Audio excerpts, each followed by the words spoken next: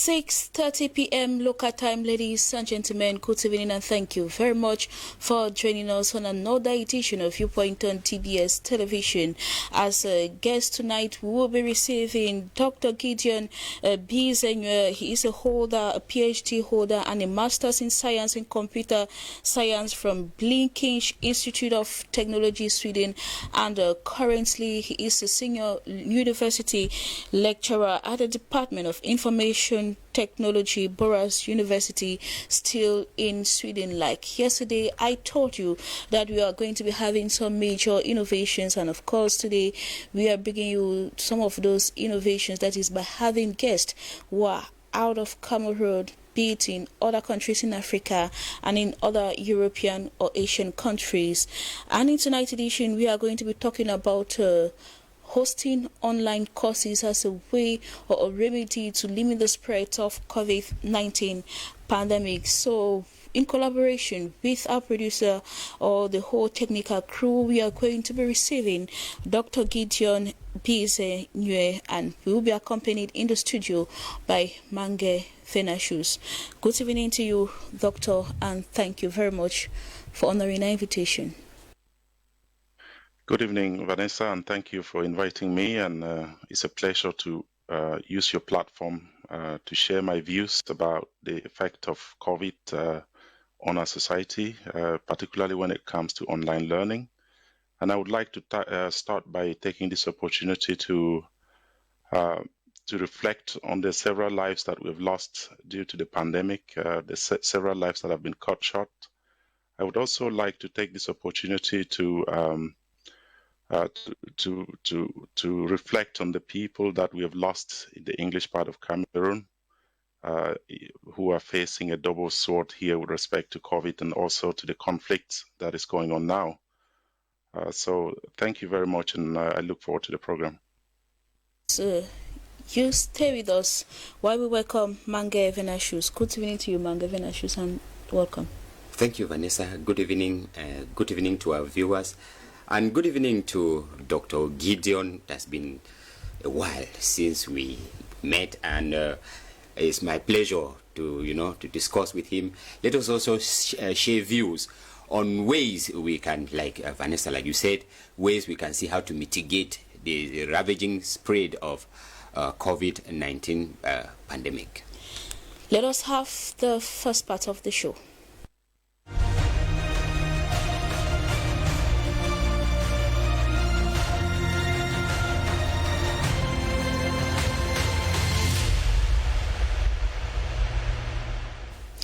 In the first question, can online courses solve the problem of education posed by COVID-19 in Cameroon?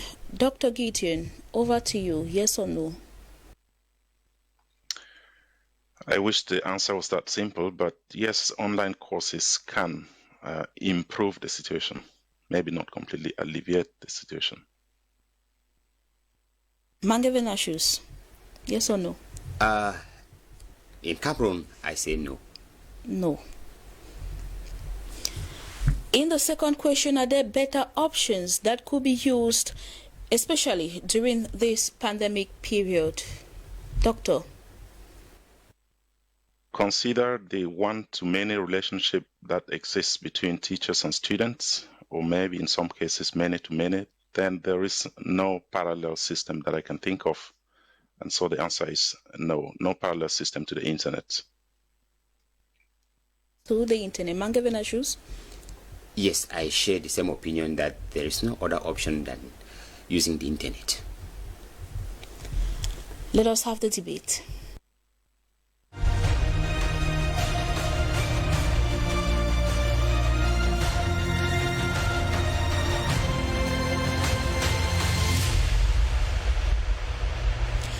Once more, you are all welcome. Doctor, in the first question, can online courses solve the problem of education posed by COVID-19?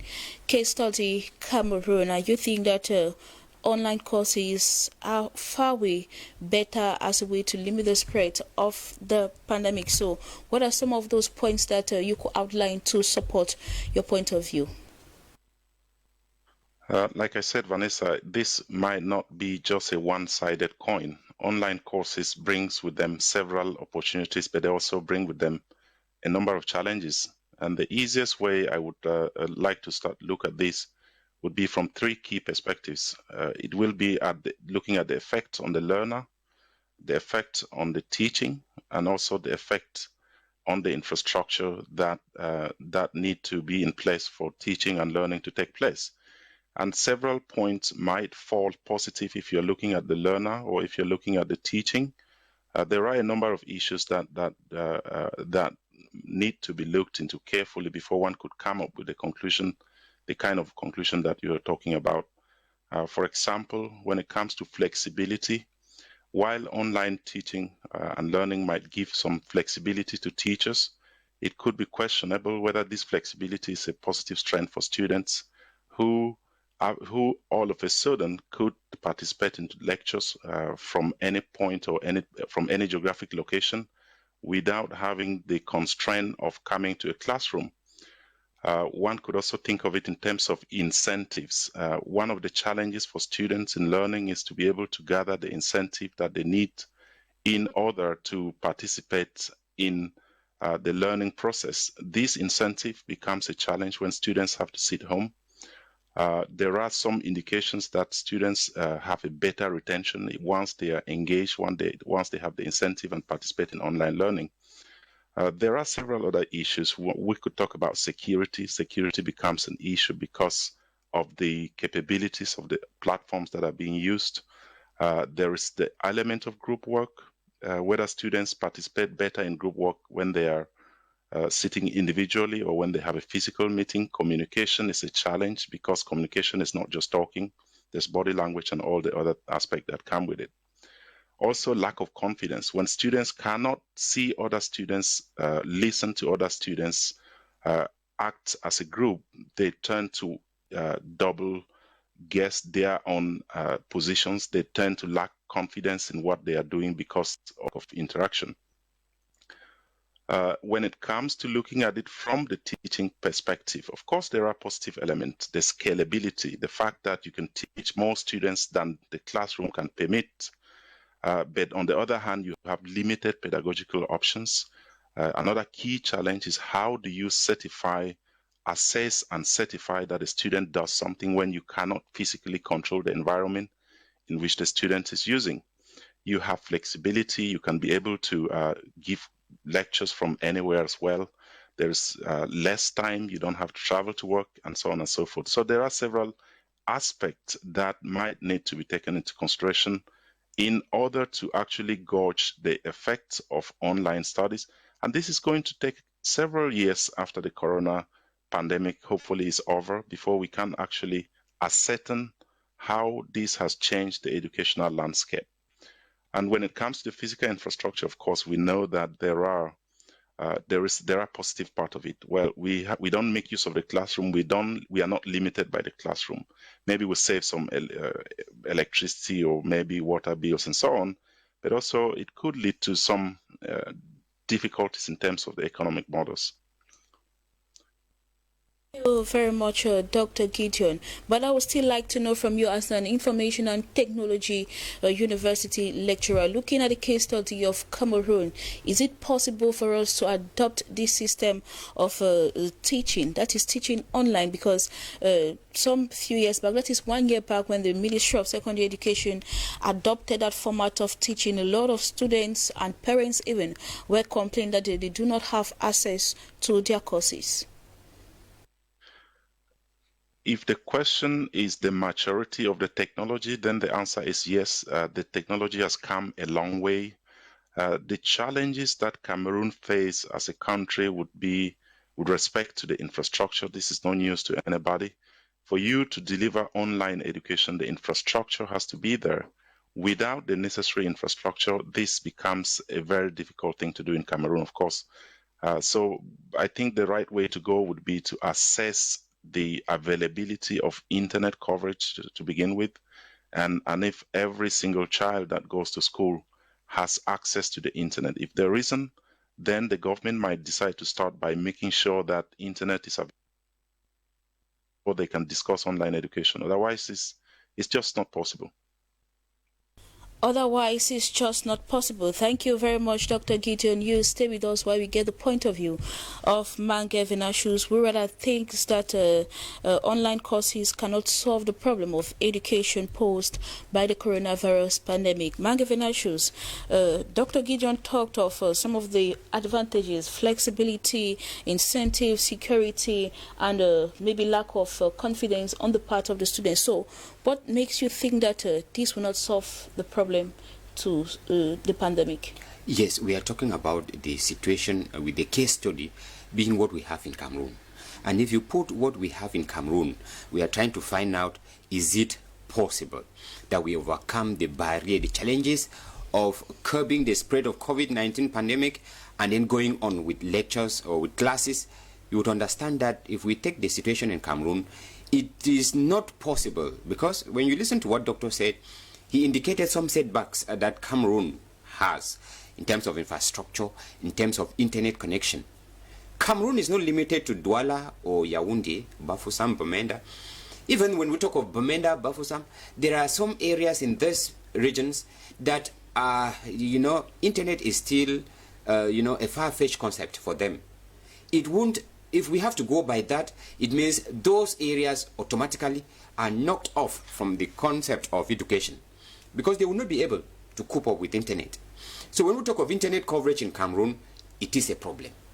Even here in Douala, Yaoundé, where there is internet connection, when you look at the strength of internet connection, how many students would have the availability of that internet connection to stay online for a class of maybe 30 minutes, 45 minutes? That is the average duration for those in the secondary section.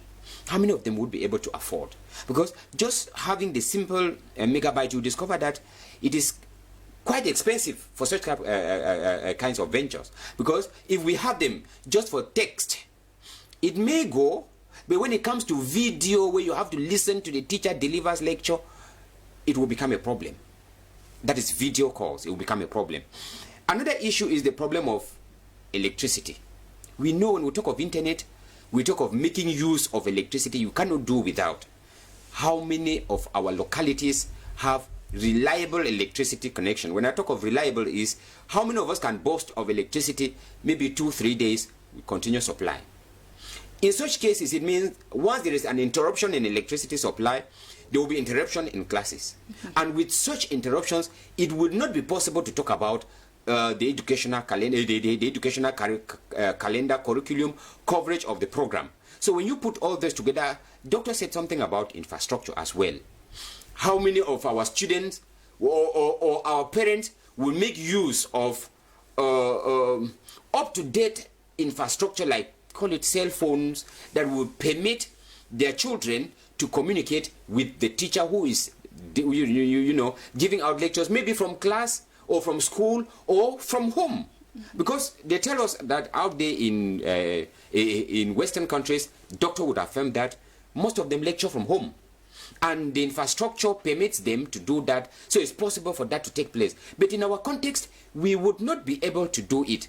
Another issue is the problem of control. Even when you are in class, the children that you have in front of you, at one point it becomes unbearable for you to instill some kind of discipline to make sure that you teach. What happens in this case where you are talking, like I'm talking to a camera, I don't know how many people are behind that camera who are following what I'm saying, which means the teacher is talking, whether that student is able to listen, we don't know.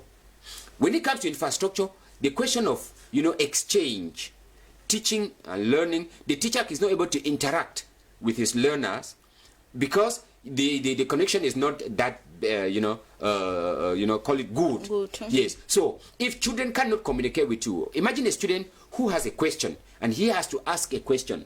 You see, it becomes difficult. You will not be able to know whether the child is following what you are saying, whether the child has a difficulty, whether you have addressed that difficulty.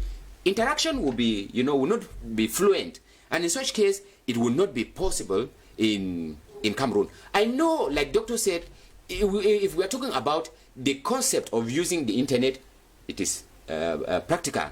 But then the infrastructure, Vanessa, I don't think that it is possible in our context when it comes to Cameroon. Thank you very much, Mange Venatius. Back to you, Dr. Gideon, as far as regarding what Venatius just said. Now, let us look at the possibility back there in Sweden, or you as a lecturer. Is there that facilitation in interaction between you and the students? How is it being done? I think there are two parts of it. The first part of it is what we all agree on, and is the infrastructure. Then the second part of it is really the content once the infrastructure is there. When I was outlining the challenges, I was more already on the content, but then when it comes to Cameroon, we have the issue, the infrastructure. So here, for example, I have been teaching from home for over a year now, and it has not been the same way as in teaching in the classroom. There have been several challenges, just one of them being what Venatius just mentioned, and I call it incentive. The idea that you cannot control what the students are doing behind the scenes. You're not sure if they are following you, and this boils down ultimately to how incentivized the students are. So yes, it is a challenge in that case, and that's not a challenge that you can expect to easily be solved with the online education. Of course, that challenge as well exists in the classroom, but maybe in a different format. But yes, if you want to put the parallel with respect to how some of those challenges are overcome here as compared to Cameroon, then I would say for the first, there's accessibility of the internet. That is not an issue. For the second, we are dealing with still the problems of how to handle this freedom, both from the student side, also from the teaching side, how you ensure that the student took a test online and there was no other person communicating with the students. How do you ensure that students work in groups and that they have interacted sufficiently in order to accomplish what they're presenting and so on? So those challenges they exist, and to some extent I agree with Venatius on that. Okay. All right, let us take the second question of this debate program. Are there better options that could be used, especially during this pandemic? After highlighting some of the advantages and, of course, the challenges, now we are trying to find out if there are better options to adopt rather than only going for online courses. Doctor, back to you. Well, as far as I mentioned, as I'm concerned, I don't see how you can scale up the educational system as it is without having a system that can support a distributed learning in the way that the internet does. But having said that, there are two things I think we should separate. When we talk about online learning, it could also be in real time. That means that I'm talking and the students are listening and they can ask questions in real time. But we could also try to separate that, especially for a country like Cameroon, the non-real-time element of it, which means that in this case, I could play a video that the students can listen to, and then somehow I can try to make sure that that video get downloaded on a student computer, and therefore we do not need to necessarily synchronize the lecture in real time. And that way we might be able to overcome some of the issues that might have to do with electricity or so on. When what we really need is to disseminate the information, but also to receive feedback from the students. And I would say if this is in the case of Cameroon, these processes might take relatively longer time compared to what real-time online learning would be. Of course, there are also disadvantages of doing that in terms of interactions and so on. Of those disadvantages? Well, I mean, the disadvantage would be the lack of interaction. You cannot get feedback in real time. Some questions and issues that students have might have to wait until they can communicate you again. And you might not also be able to interact with the students in real time. So the challenge is in both parts. It's in both the student. It will be in some form or shape a way of, say, reading. The students is listening after the lecture has been delivered, compared to the scenario where you have real time at the same time when you record the lecture, giving the students the opportunity to discuss questions in real time, but also to come back later on and listen to the lecture.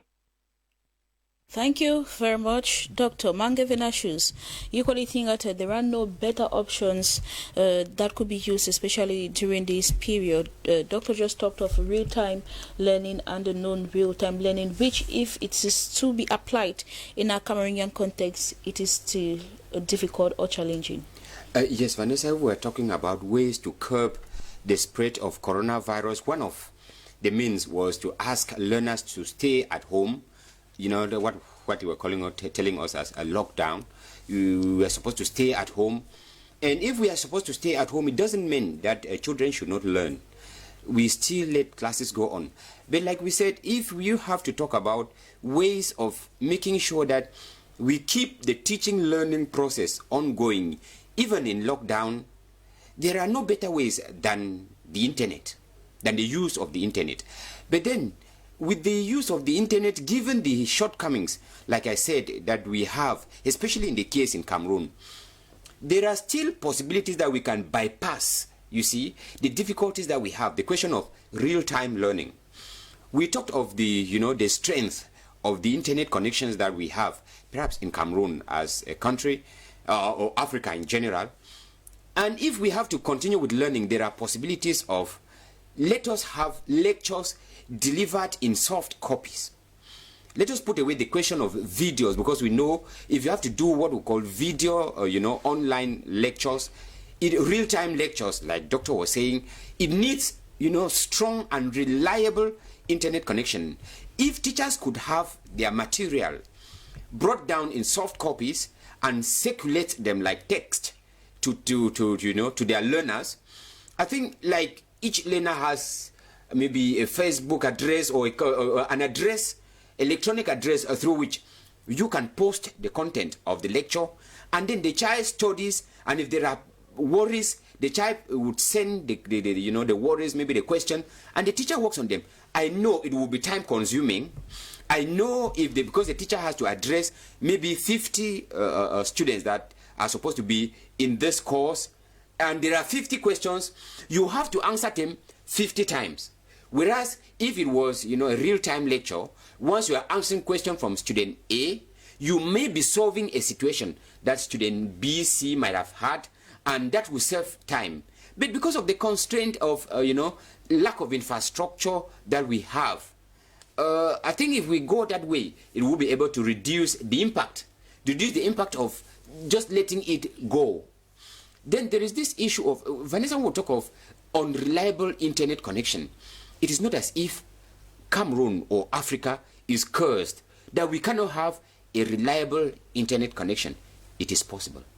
If we can do it in Douala and Yaoundé, if we can do it between Douala and maybe Sweden like we are doing, then there is a possibility that we can do it between Jakiri and call it Kumbu. We can do it between Douala and Jakiri. We can do it between Jakiri, perhaps a school in Jakiri, and a student who is somewhere maybe in a village, call it Mbokam, a village, call it Tan, where, it may be, difficult. Yes, I mean, where we are typically in a local setting. Mm-hmm. So it is a question of lack of, I call it political will here.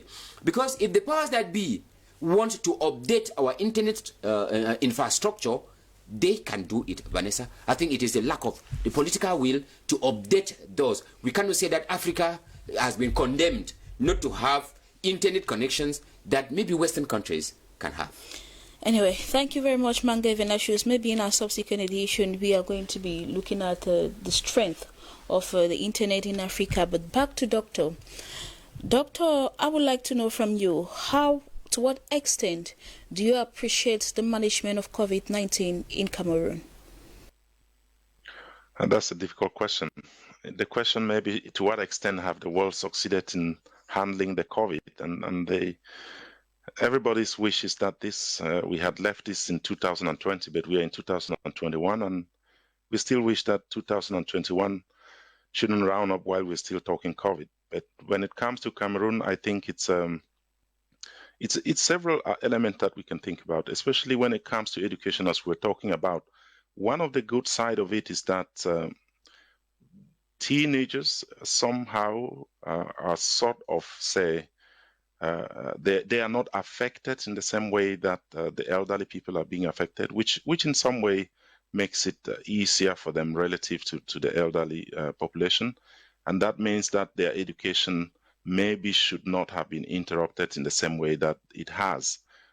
Well, we've learned along as things have gone. But when it comes to Cameroon, I think my worry is that maybe people might need to take it a bit more serious. There is still a lot of disinformation out there.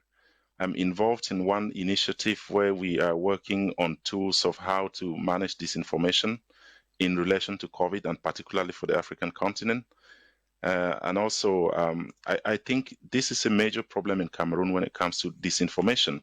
And a lot of people seem to buy into disinformation when it comes to COVID. So this is there are no conspiracy theories around this. This is a fact.